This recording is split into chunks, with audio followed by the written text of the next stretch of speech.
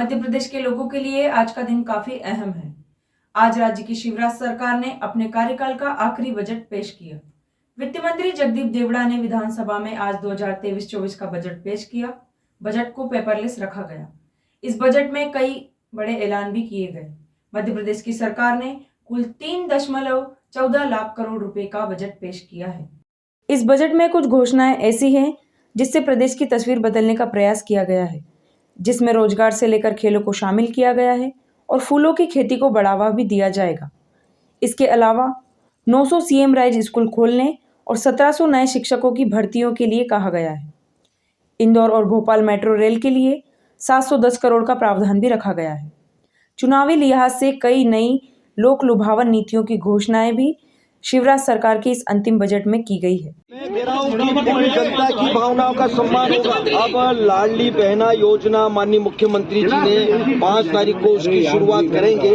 अब इससे बड़ा कोई महिला सशक्तिकरण का उदाहरण नहीं हो सकता कि उनके खाते में 1000 रुपये हर माह जमा होंगे। यह सबसे बड़ी बात है और सबसे बड़ा उदाहरण है। मैं आज के अद्भुत और अकल्पनीय बजट के लिए वित्त मंत्री श्री जगदीश देवड़ा जी और उनकी पूरी टीम को बधाई देता हूं। ये बजट हमारे प्रधानमंत्री श्रीमान नरेंद्र मोदी जी का आत्मनिर्भर भारत के निर्माण के लिए आत्मनिर्भर मध्य प्रदेश के निर्माण का बजट है।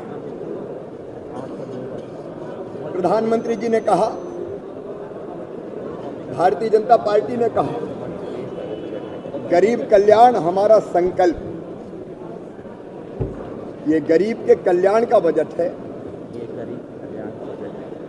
ये मां, बहन और बेटी के उत्थान का बजट है। ये किसानों की आय बढ़ाने का बजट है। सर्वसमावेशी और सर्वस्पर्शी बजट, सही मायने में जनता का बजट, क्योंकि जनता से भी सुझाव लिए गए। लगभग 14,000 सुझाव, हमारे 4,000 से अधिक सुझाव हमारे पास आए थे।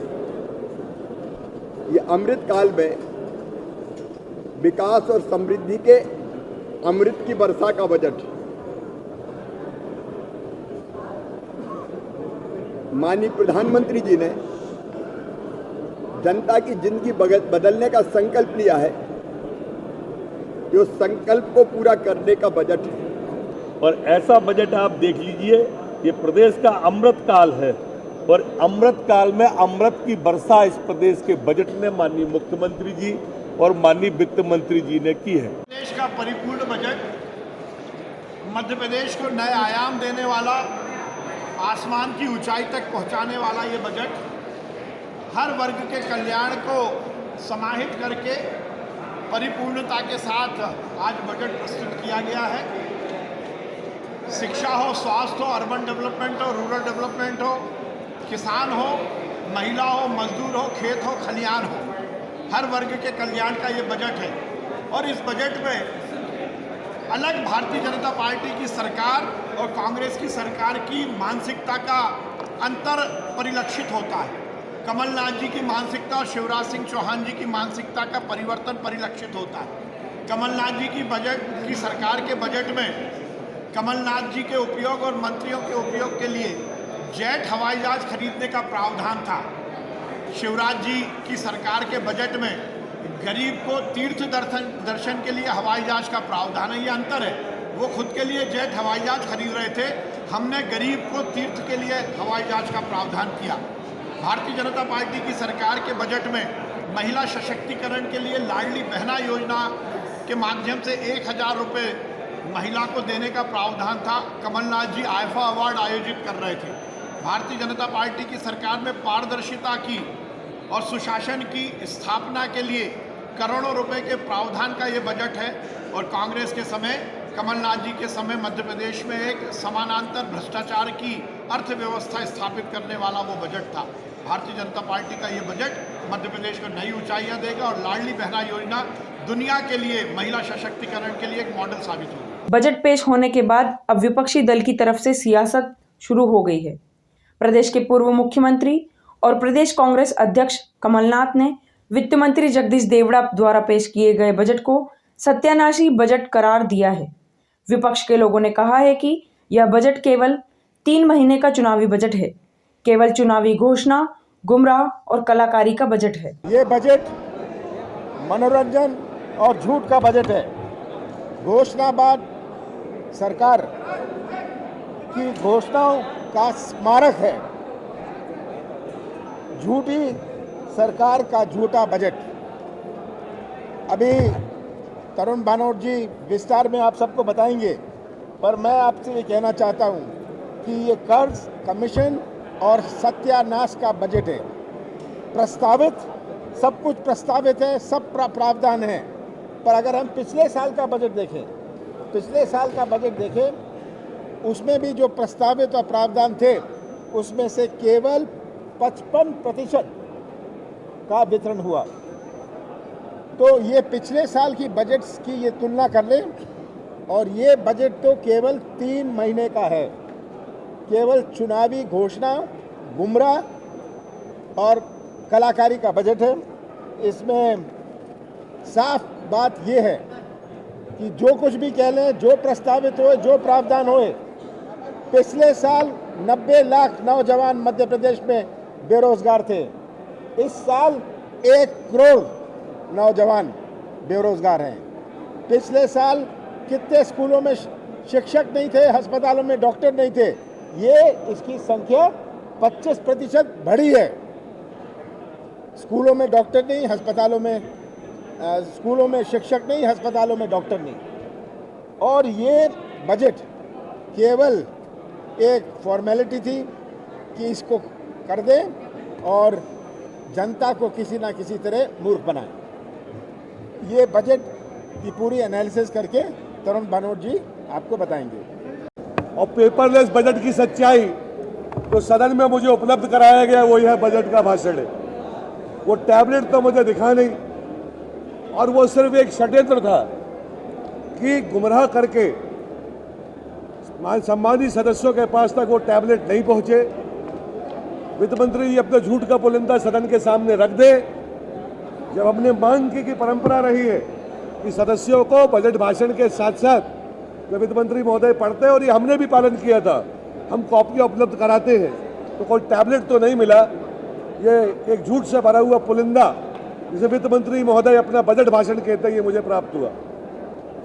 विस्तार से निश्चित तौर पर हम सदन के अंदर जब 13 तारीख को होली के अवकाश के बाद चर्चा होगी तो जवाब देंगे, परंतु जो कुछ प्रमुख मुद्दे हैं वो मैं ज़रूर आज आपके सामने रखना चाहूँगा।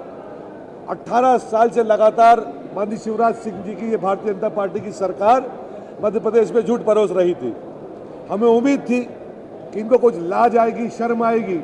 जब बेरोजगारी चरम पर है, जब महंगाई चरम पर है, जब हमारा कोई ऐसा वर्ग नहीं है जो परेशान नहीं है, किसान आत्महत्याओं में मध्य प्रदेश नंबर 1 पर है, जब हमारी माताएं बहनें बढ़े हुए बिजली के दाम से, जब हमारी माताएं बहनें महंगे घरेलू गैस के सिलेंडर से, और छोटे छोटे काम धंधा उद्योग करने वाले लोग जो अपने साथ साथ लाखों लोगों को रोजगार का सृजन करते थे, वो सब घाटे में चले गए। पर इस चुनावी वर्ष में भी इस सरकार की जो आदत रही है झूठ बोलने के अलावा, इसके अलावा इसने कुछ नहीं किया। एक प्रमुख बात मैं आपके सामने रखता हूं। माननीय वित्त मंत्री जी ने राजस्व प्राप्तियों की बात की। 1,95,180 करोड़ इन्हें 2022-23 में प्राप्त हुआ, और जो इनने कुल व्यय किया वो 3,14,025 करोड़ रुपया है। तो जो इतनी लंबी राशि 1,95,000 से 3,14,000 करोड़ लगभग एक, आज के बजट में ओल्ड पेंशन स्कीम के बारे में कुछ नहीं कहा गया, कर्मचारियों के बारे में एक शब्द नहीं कहा गया, चाहे वो स्वास्थ्य कर्मी हो, चाहे संविदा कर्मी हो, चाहे अतिथि शिक्षक हो, आउटसोर्स हो, एक भी कर्मचारी के बारे में एक बात नहीं कही गई है। और बजट के पहले ही 50 रुपये रसोई गैस पे बढ़ गया और 300 रुपये कमर्शियल गैस पे, इसका आपने विरोध किया था और वॉकआउट भी किया था। दूसरी, राम वन गमन की बात हमेशा करते थे, लेकिन इस बजट में राम वन गमन पद भी कहीं पर नहीं है। इसके अलावा जो सबसे बड़ी बात है महंगाई और रोजगार, ये दोनों चीज़ इस पूरे के पूरे बजट में कहीं देखने को नहीं मिल रहा है। केवल बेरोजगारी और बढ़ेगी और महंगाई और बढ़ेगी। आज पहले ही दिन महंगाई बढ़ा दी इन्होंने, और जैसा भानुट जी ने कहा है कि 500 रुपये में रसोई गैस देंगे और ओल्ड पेंशन लागू करेंगे, और कर्मचारियों की जितनी मांगे हैं इनको भी हम उनका भी निराकरण करेंगे। बिल्कुल देना चाहिए। और ये जो नाटक कर रहे हैं महिलाओं के खाते में डालने का, इसकी वजह महंगाई से निजात दिलाओ ना। तो जब महंगाई से निजात दिलाएंगे तो वैसे ही महिला हमारी खुशहाल होंगी। आज उनका पूरा बजट गड़बड़ हो गया है। पर ये जो बजट है दिखावे का होगा, चुनावी बजट होगा, सिर्फ झूठी घोषणाबाजी होगी। पहले जो इन्होंने प्रावधान किया था उसको तो पूरा किया नहीं है। वो गैस की टंकी जो 400 रुपए की हुआ करती थी कांग्रेस जमाने में, तो इन्हें महंगाई डायन दिखा करती थी, और आज जब गैस की टंकी 1200 रुपए हो गई है तो इनको विकास दिख रहा है। इनका विकास पागल हो चुका है। मध्यम वर्ग, गरीब, मजदूर, किसान, हर व्यक्ति इनकी महंगाई से पीड़ित है, प्रताड़ित है। रोज चंद उद्योगपतियों की जेब में बैठ के उनको भाव बढ़ाने के लिए ये सरकार सिर्फ फायदा देने के लिए लगी है। हमारी मांग है 500 रुपए गैस की टंकी होना चाहिए। इस मध्य प्रदेश की आम जनता, महिलाओं को राहत मिलना चाहिए। ये आम लोगों की आवाज उठाने का काम कांग्रेस पार्टी कर रही है, और इसके खिलाफ बीजेपी अड़ी हुई है। स्पष्ट है, ये उद्योगपतियों के खिलाफ नहीं है, हम महंगाई के खिलाफ है, और कहीं ना कहीं लोगों को राहत देने की जरूरत है। आज हम खड़े हैं मध्य प्रदेश की विधानसभा में, जहां पर आज बजट सत्र का तीसरा दिन था। तीसरे दिन पर वित्त मंत्री द्वारा बजट बढ़ा गया, जिसमें 3,14,025 करोड़ रुपए का बजट पेश किया गया है। कैमरामैन जुबैर के साथ हिमानी श्रोत्रिय, ग्रामीण भारत। खबरों में बने रहने के लिए ग्रामीण भारत टीवी को सब्सक्राइब कीजिए और बेल आइकॉन दबाना ना भूलें।